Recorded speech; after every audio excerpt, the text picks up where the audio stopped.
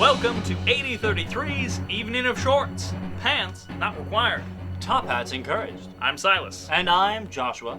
Now, back in 2016, Joshua and I got together with a group of friends and we filmed a series of short films and one promotional video over the course of a couple of weeks. But that begs the questions. What happens when you put a bunch of shorts together? Do they make something new and amazing? Why, they make pants, of course, something perfectly ordinary, but with an extraordinary origin. Hence the name Summer Pants 2016. Ta-da! Now, the purpose of our little soiree is twofold. First, to thank the cast and crew that made these shorts possible. And second, to talk about our upcoming feature film project which is currently in development, The Prodigal Princess and the Knights of the Slightly Oblong Table. We're going to talk about where we are and how you can help. So, another question you might be asking is, why on earth did we wait 4 years to release these films? Well, sort of like a fine wine, our shorts get better with age. Either that or kind of like a fruitcake, we put them in the cupboard and forgot about them. Well, we didn't totally forget about them. Actually, after shooting, I initially completed the rough edit on all of the videos pretty quickly. But as real life and work spun up and became more busy, I didn't have as much time to finish everything as I would have wanted. And as a result, there was one video in particular that I spent the most time on that by the time I actually finished it was outdated. And that was the one promotional video, but it's also the only thing from Summer Pants that we won't be showing you tonight. Because it was outdated, we reshot it. So that one video, which took up most of the time, no one will ever really see. And tonight, first up, we're going to show you the video that is replacing it, that we have just recently reshot, and it got rained out, so we had to, instead of shooting it outside, we had to shoot it indoors, which was also fun. So this is just the peak of everything that could possibly happen. Our first short of the evening. We didn't plan that. Roll film, Larry! We are AD33. We are AD33. We are AD33. We sound like we're in a cult.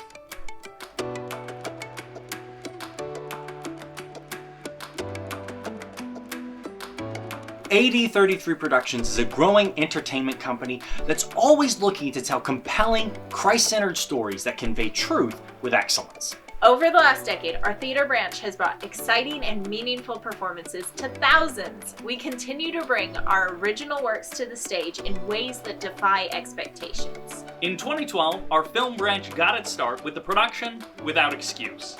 Since then, we've created shorts and promotional pieces as we work towards our first big project, The Prodigal Princess and the Knights of the Slightly Oblong Table, which is currently in pre-production.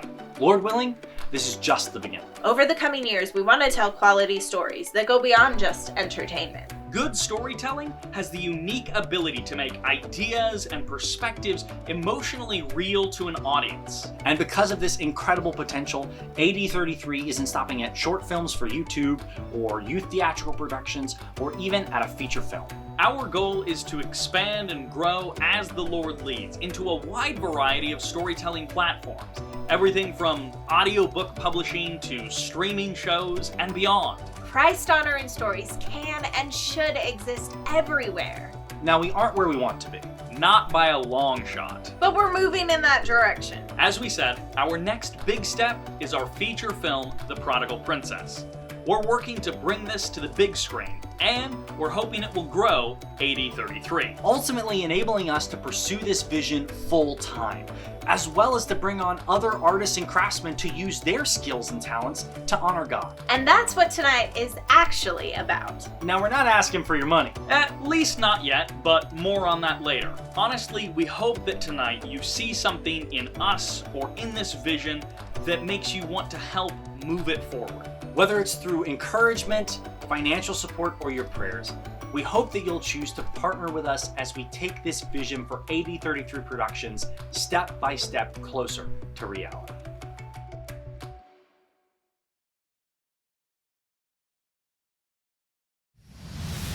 If you want to know more about our company, our history, or our vision for the future, you can find out more at AD33pro.com.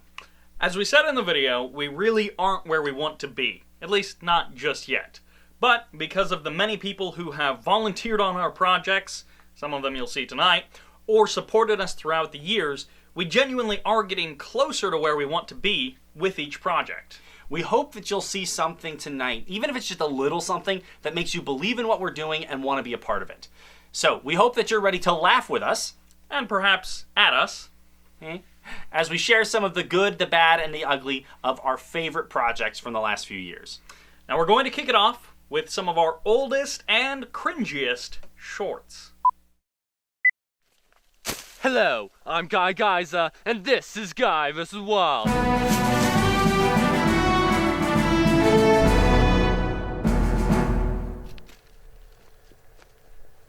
As you can see, I've been dropped in the middle of nowhere, hundreds of miles from the nearest road.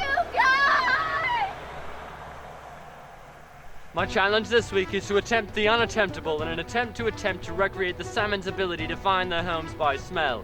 The first thing you need to do in any survival situation is take stock of what you have. First, we'll look at the salmon's survival tools. The varieties of Pacific salmon range between 19 to 59 inches long when they prepare to journey home. This length is packed with 10 to over 100 pounds of fishy muscle ready to power upstream. Studies have shown these fish are armed with an incredible sense of smell that allows them to detect the scent of their home stream from the ocean. I, on the other hand, have nothing but the clothes on my back, a bag of trail mix, and this excessively large knife. It was large. In an attempt to recreate this epic journey, I will follow the same sorts of challenges faced by the salmon on the way upstream. The first of these is water itself. All salmon are spawned in fresh water, but journey to the ocean to mature before returning home 5 years later. When the fish return, they must face the harsh reality of fresh water. They must stop in the brackish mix of fresh and salt water to let their body chemistry adjust. Otherwise, the sudden change in salt intake could kill them. This reminds me that I need water just as much as they do, and that's my first challenge. I've discovered this old stream that may contain underground water I need to drink, but unlike the salmon, I can't adjust my body to just any water. So I'll show you a trick I learned in the Air Force to get clean drinking water in the wild. Bring it with you. Oh, come on! This is warm! I want something out of the cooler! Now that water's been taken care of, both the salmon and myself continue on. The Pacific salmon has been known to travel upstream 900 miles, all without stopping to feed or rest. However, as a human, I need to eat, so I'm going to show you how you can find food in the wild. As you can see here, I've made myself a spear using only my knife and other naturally occurring items. With this, I'll attempt to kill a bird. As you'll see, I've placed myself near this clearing where I can see anything which lands. All I need now is some bait. This wasn't very well thought through. But there's no time to waste. I have to keep moving. Since salmon on their return journey are traveling upstream, it means they are also traveling uphill. By the end of their journey, some have come as far as 7,000 feet above sea level. I too have got to put some height below me in order to get my bearings. I'll attempt to use salmonoid techniques to climb a tree and get the lay of the land. The salmon is known for its very distinctive jump. They get a swimming head start that propel their missile-like bodies out of the water. Using this, they can torpedo through rapids and even climb waterfalls. I'm going to use the same technique to get a leg up into this tree. It hurt. It still hurt. After using the tree as my guide, I headed off on the last stage of my journey. For our fishy friends, the last stage of their journey is a somber one. As their incredible sense of smell leads them home, the few that have survived the rigor of the migration arrive exhausted and almost dead. Most of them have just enough energy left to lay or fertilize the eggs before they croak.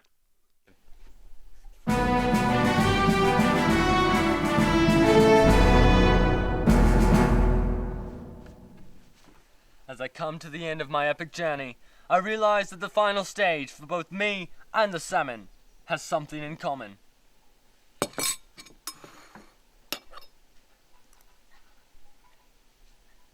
Eggs. They were good.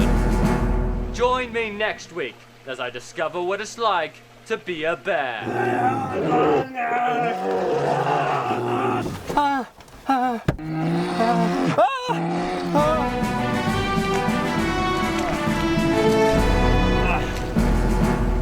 This is good. This is very good.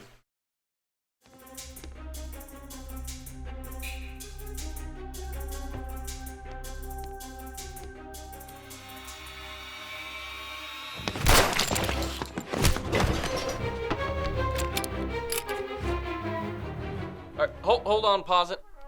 What? First, I like what you've done, and I think we made the right choice with you as director, and in fact, we all think that. I'm definitely glad we went with you over Alfred Hitchcock. He's kind of dead. We love it, but we do need to make some tweaks. Just minor ones. Think of it as a brainstorming session. Yeah, we're just getting the creative juices flowing. Feel free to take our advice. Or not. You are the director, so. Exactly.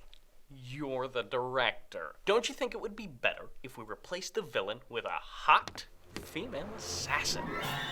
Wait, what? Why does it have to be a bad guy? Why can't it be a bad girl? I'm thinking about broadening our audience. And being gender inclusive. You realize that would mean an entire reshoot and we'd have to cast a new character. Judi Dench. Old. Marilyn Monroe. Dead. Justin Bieber. Well, what if we change up the action a little bit? Jason!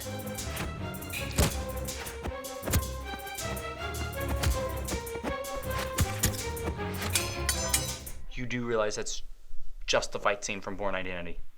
Can we reshoot with Matt Damon?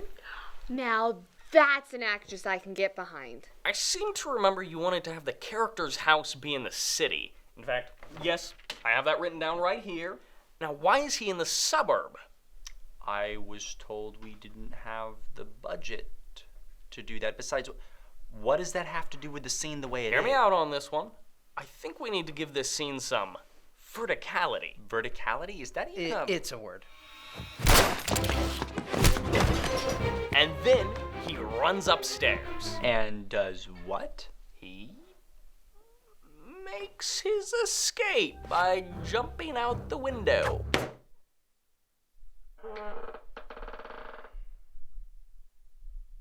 You realize if we kill off the villain now, that will totally ruin the twist ending. Wait, there's a twist ending? Have any of you even read the script? I actually am waiting for the movie to come out. Not much of a reader. All right, I think we're getting a little bit sidetracked here. You know what this scene needs? Emotion. What if the bad guy is actually his brother? Or himself from an alternate universe. That's good.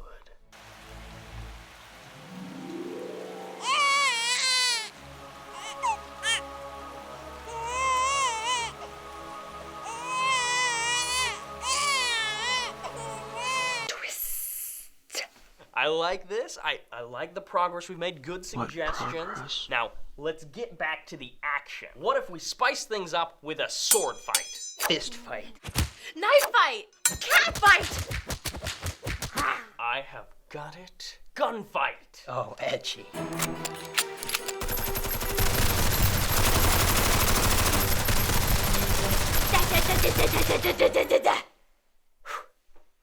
That's my girl. Thanks, Daddy. Got any more suggestions?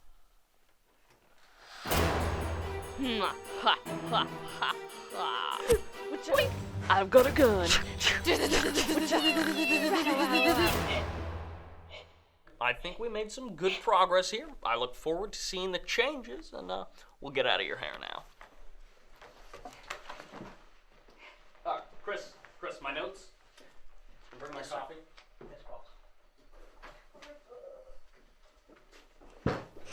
Like a flaming porcupine up my nose. Yeah. Hate this chair. Alright, so I think we've made some excellent changes. Yes. I think everyone's going to like the changes that we've made, so why don't we give this a watch.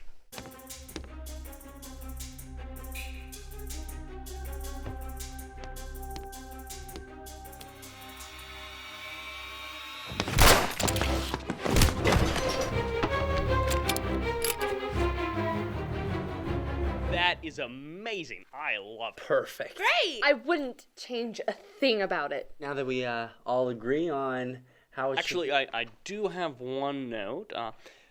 Why is it in the suburb?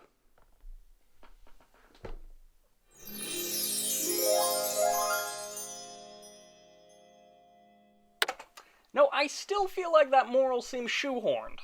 No, it isn't. We just need to ease into it a little bit.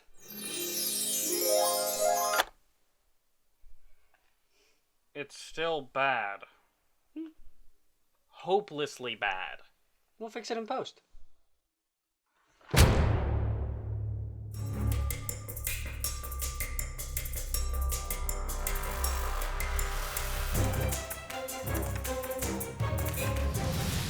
So in our documentary, Without Excuse, we use vignettes and sketches like Guy Geyser to help cover information or illustrate a point.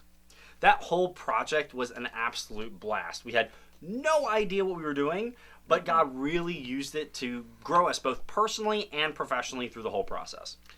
Now, some of you probably giggled a little bit too much at that second short production meeting, and that's because Emily, who plays producer number 4, and the daughter of my character, producer number 1, well, we're actually married now, and we have an adorable baby.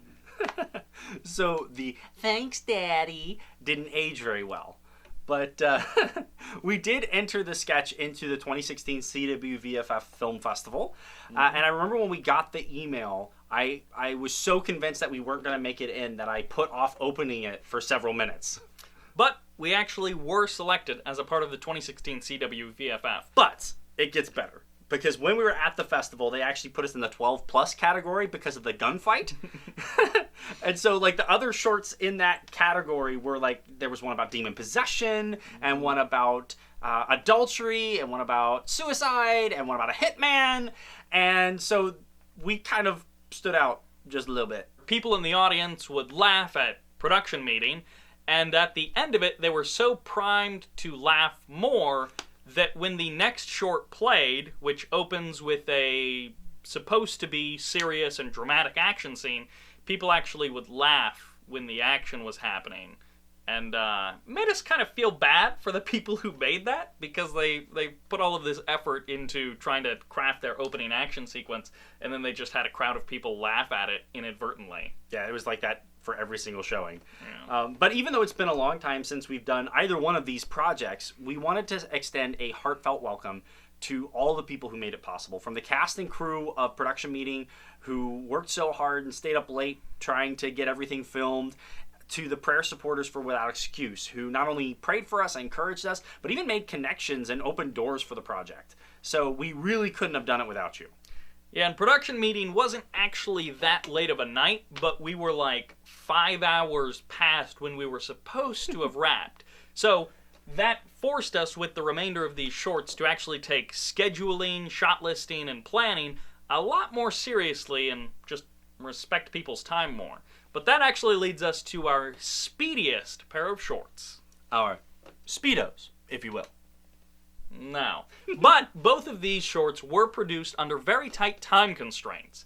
The first one, Hero, was produced as a part of the CWVFF's 2019 48-hour film race, so start to finish in 48 hours. The next one is a music video that we shot, edited, and released in 24 hours. So please enjoy Our Speedos. No. Aren't the superheroes supposed to help the captives? I'm sorry, Ben. Oh. Are you okay? I'm sorry you got all wrapped up in this. Literally. This whole thing is still pretty new. Aren't heroes supposed to smile more? I don't feel much like a hero.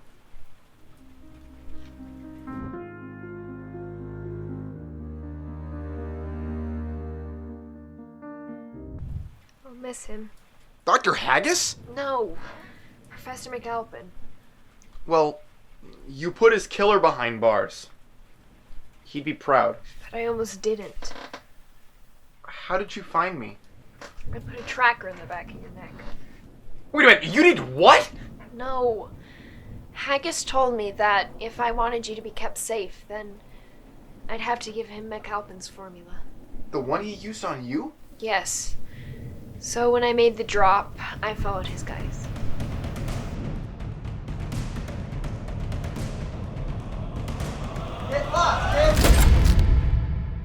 How do you not feel like a superhero? Professor McAlpin didn't finish my training. You kicked a full-grown man through the door! There's a lot more to it than that. Like, more fighting? So you haven't finished your training. That doesn't mean you're not ready. I mean, you just rescued me. I'm not a hero, Ben.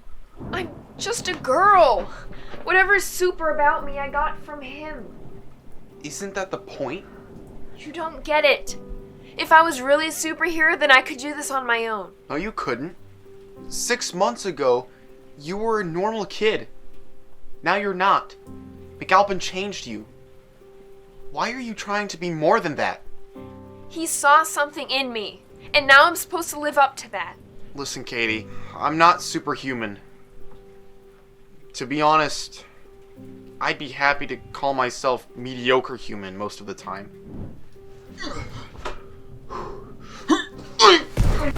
McAlpin's work is the foundation of who you are now. You're trying to remake yourself when you've already been remade.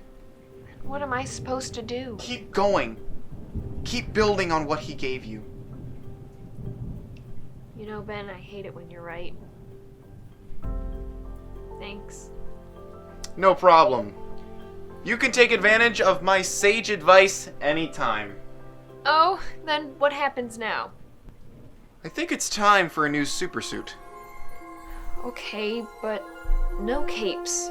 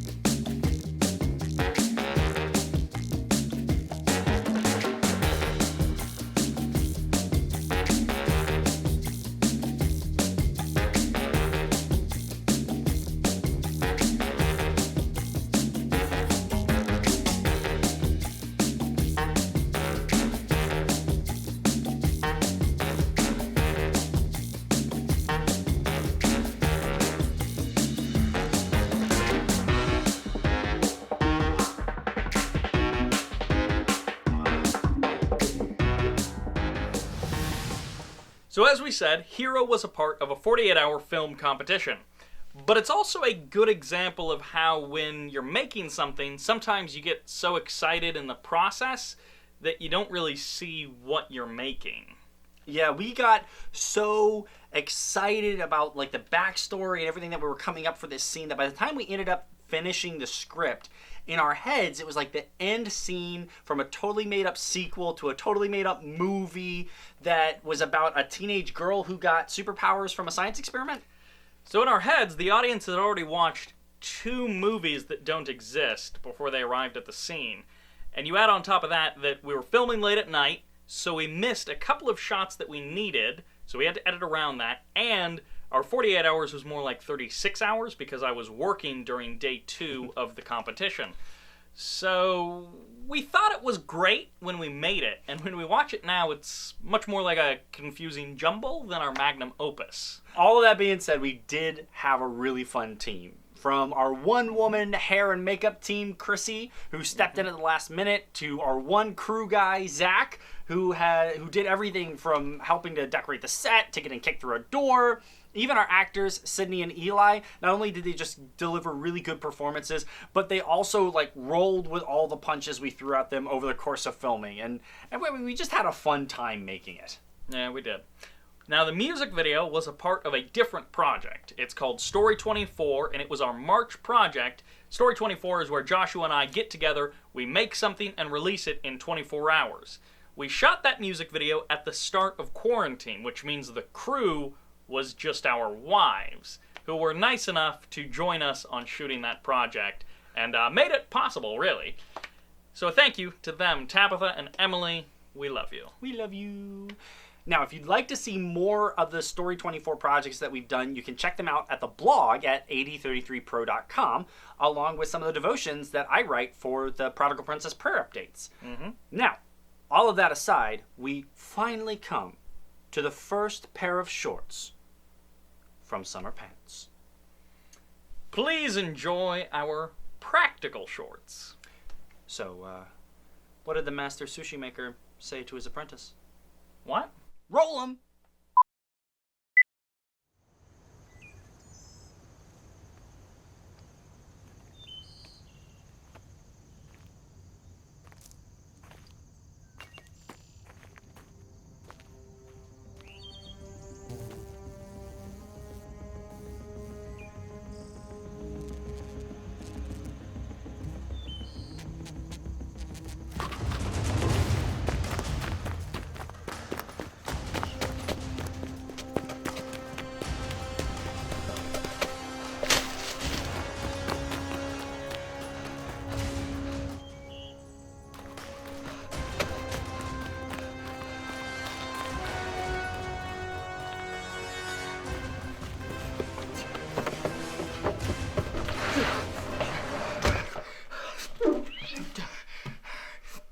Another bee? Yeah. Almost got me.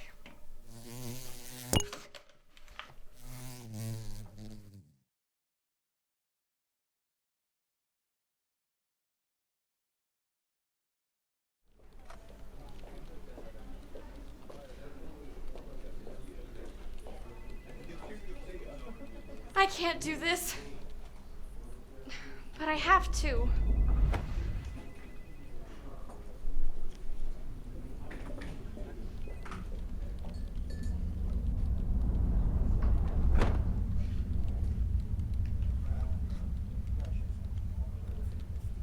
I'm glad I found you. Oh, thanks, Doc. You just saved my life. You have everything you need right here. In my heart? Well, no, in the folder, but yes, in the heart as well. Ah, right. You have what it takes to do this. You're the chosen one. You have been selected for this task. You're an intern, Mary.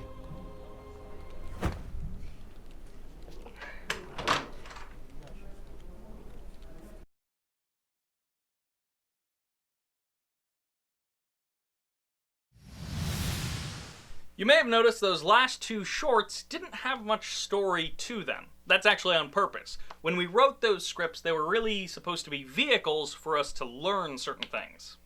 Like with Flighty Chase, we pretty much did exactly what it said on the box. We wanted to film a chase scene because we never had before, and we just kind of wanted to see what all involved. So we went out in the woods and filmed a chase scene. So particularly for that one, we want to give a shout out to our PAs on that day, which was Holly and Caleb, because they pretty much spent the whole day running back and forth getting us water because it was the middle of summer and it was disgustingly hot and we were out in the middle of the woods somewhere. So, thank you. So they were running back and forth all day, bringing the entire cast and crew water just out in the middle of the woods. Now, Hallway of Destiny, the focus for that one is a little less clear, but for us it was don't put the camera down. The only time the camera was on a tripod is if the tripod's on a dolly and it's moving. So even the more static shots, they're actually handheld. And in total, we have more moving shots in those 70 seconds than in most of our other 3 to 4 minute shorts. My favorite part, though, of that one was the fact that I wrote the script in like 30 minutes because Silas was doing a film boot camp and he was like, I need a script, we're going to shoot it. And then he ended up shooting something else. So we had this one and we used it for Summer Pants. And for this short, we would like to extend a thank you to Mark Landry, who is not just a good friend and supporter of pretty much all of the projects that we work on, but he was actually the first AC for a lot of these shorts. And for those of you who don't know, the first AC is often pulling focus. So while he wasn't pulling focus on every one of those moving shots, he was pulling focus for most of those moving shots, and that is a challenging scenario to pull focus. So thank you to him. Now, our next short didn't actually have a script. We wrote 2 other scripts that we ended up not being able to actually make work for this project. So on the last day of filming, we pulled together a small crew on location, and we just made this one up. Yep. So, we would like to present to you our classy shorts. Shaken, not stirred.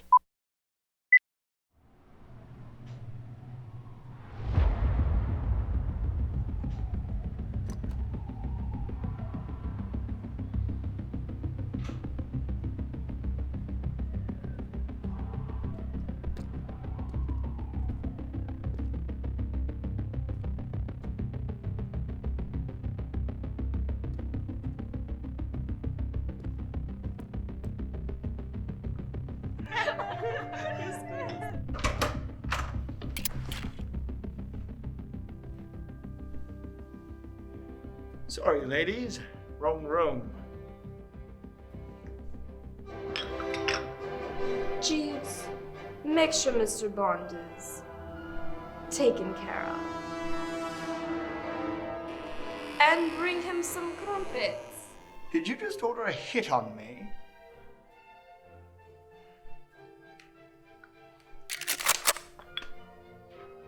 Now, ladies.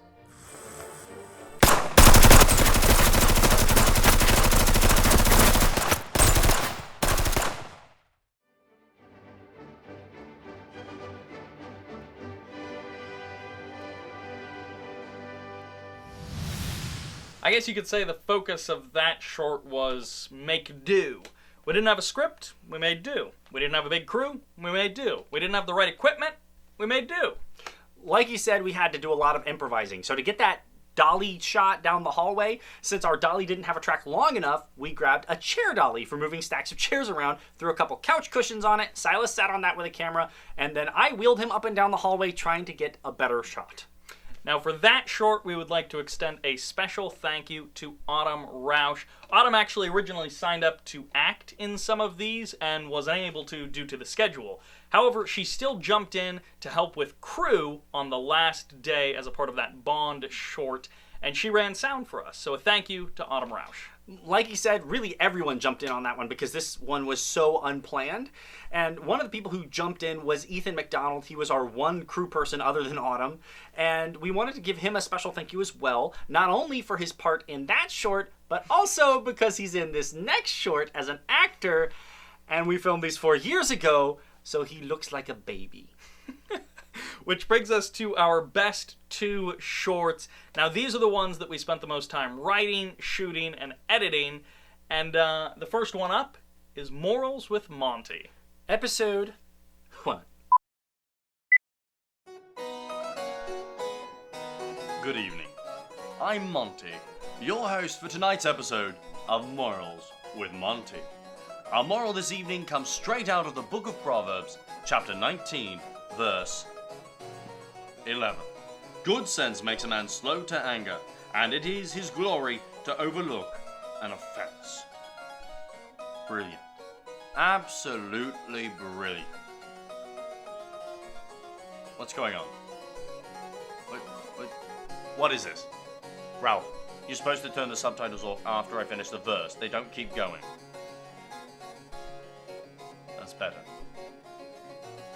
Thank you. Now where was I? Oh yes.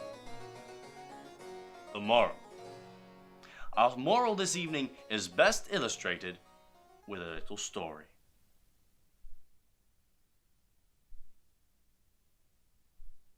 Ralph.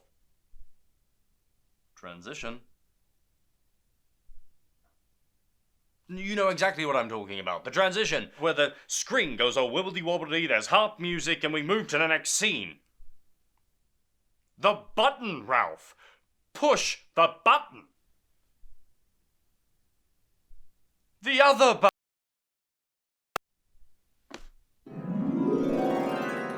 Finally, allow me to introduce our cast of characters.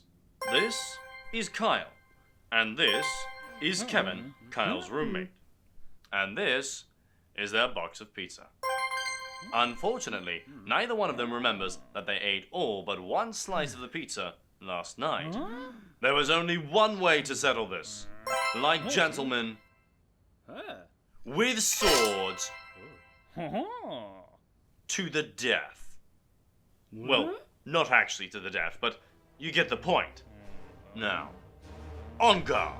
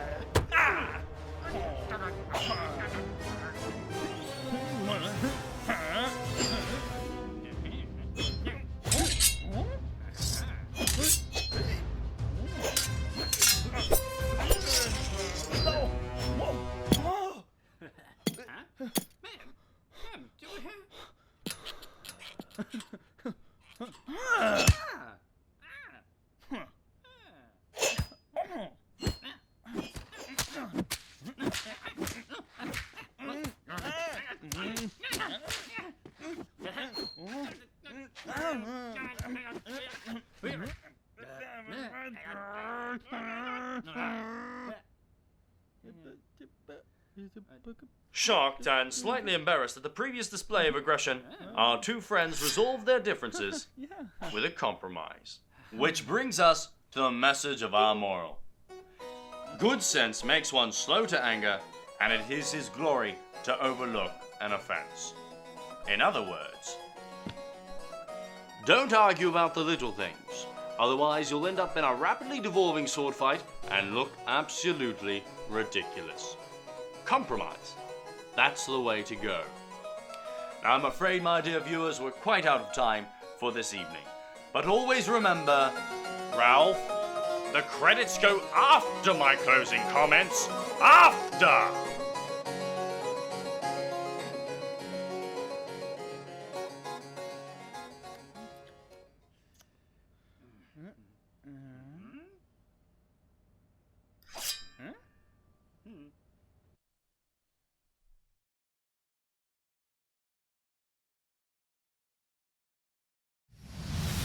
How about that harpsichord?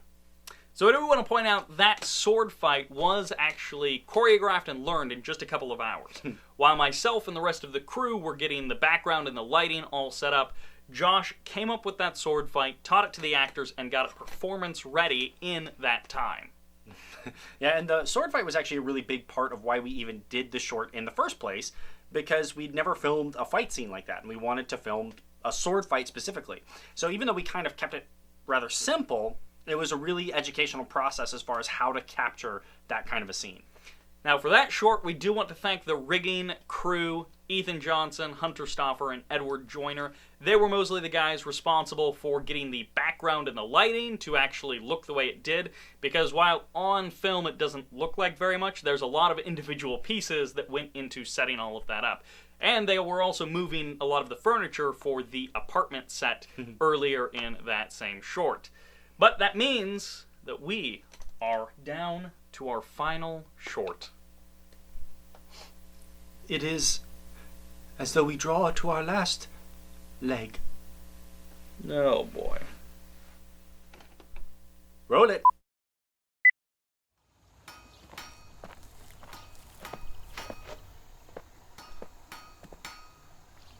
You must be Marcus. Marcus Octavius Gracchus, reporting quartermaster. No need to be so formal, Marcus. We're on the frontier, not in Rome. You may call me Q. Now, under this sheet lies the cutting edge in Iron Age tech. And as a new recruit in the Roman army, it's all yours. Where do we get started? With the opposite of victory. What? Defeat! I see we're going to need to get you a pair of standard issue Caligay, complete with hobnails. Going to keep those feet from slipping. Wouldn't want you falling over, would we? And here we have your Singulum Militaire. You're going to want to wear this all the time. Not only does it show your rank and military status, but it's also incredibly comfy. On a slightly more serious note, this highly functional and rather impressive set of false abs are going to protect those vitals. Protection of everything else is going to be left up to the sturdy construction of your legionary shield. It provides maximum shin-to-chin coverage, and its state-of-the-art curvature extends that protection to the sides as well. And to top it all off, we have the Imperial Gallic helmet, equipped with a bar across the top to prevent skull splitting. It's also got cheek guards to protect your face, and a neck guard to keep that head on your shoulders. And the sword. Actually, there's been a bit of a policy change. You see, we no longer use swords to fight the barbarians. What? Well, you see, we've discovered that barbarians are actually offended by Roman swords. Since when did that matter? Ever since the Senate mandated barbarian sensitivity consultants, I would imagine. Mandated what? Oh, him.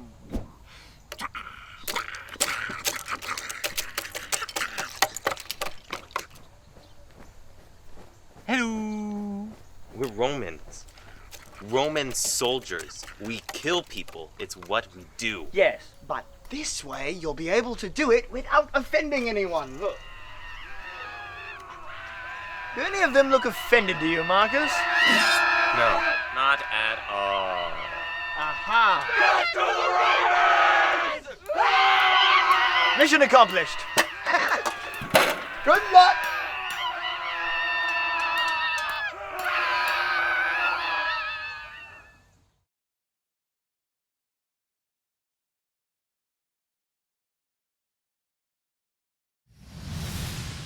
I bet you've never seen a Roman with braces before, but now you have. For that last short, we want to extend a big thank you to Hannah Krall and Richard Hubbard, who both traveled from out of state to be a part of Summer Pants 2016.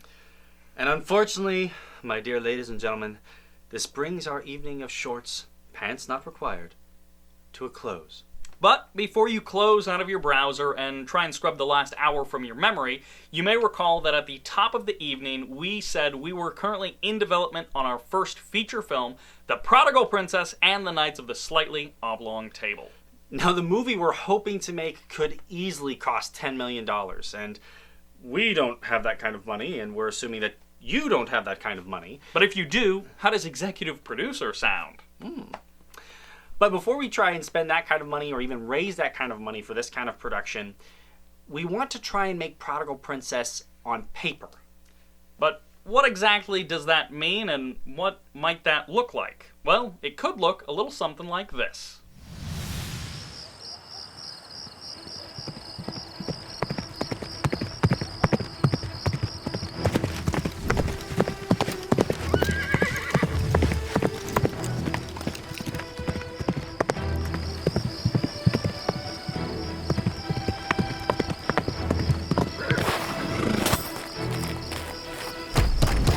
Message from the king.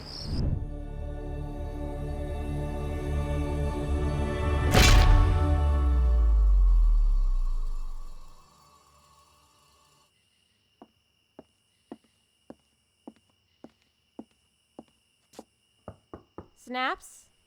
Snaps, are you in there?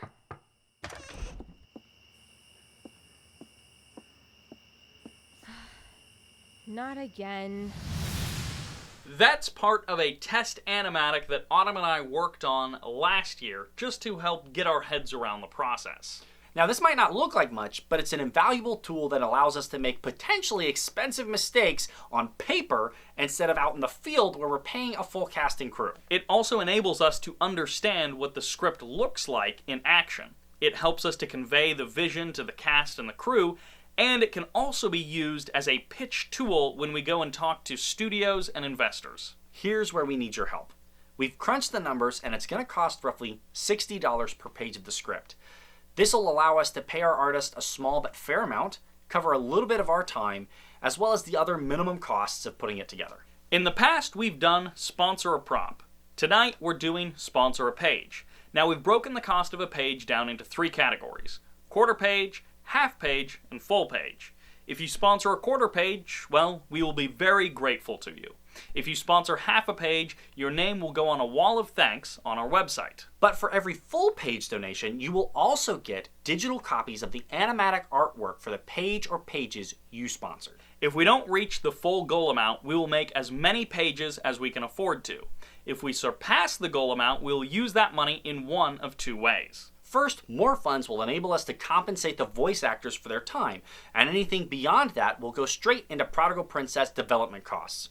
If you'd like to read a description of the movie, you can find it at the Prodigal page on AD33pro.com. And I would just like to address the concerns that these hats are to cover up our quarantine haircuts. It's definitely because this is a fancy evening. But ladies and gentlemen, our evening is drawing to a close. And we thank you very much for joining us here. We hope that tonight you have been inspired to partner with Prodigal Princess and AD33 Pro. Also, we just really hope you've had a wonderful time on this evening of shorts. Pants not required. And we'd like to say that Ralph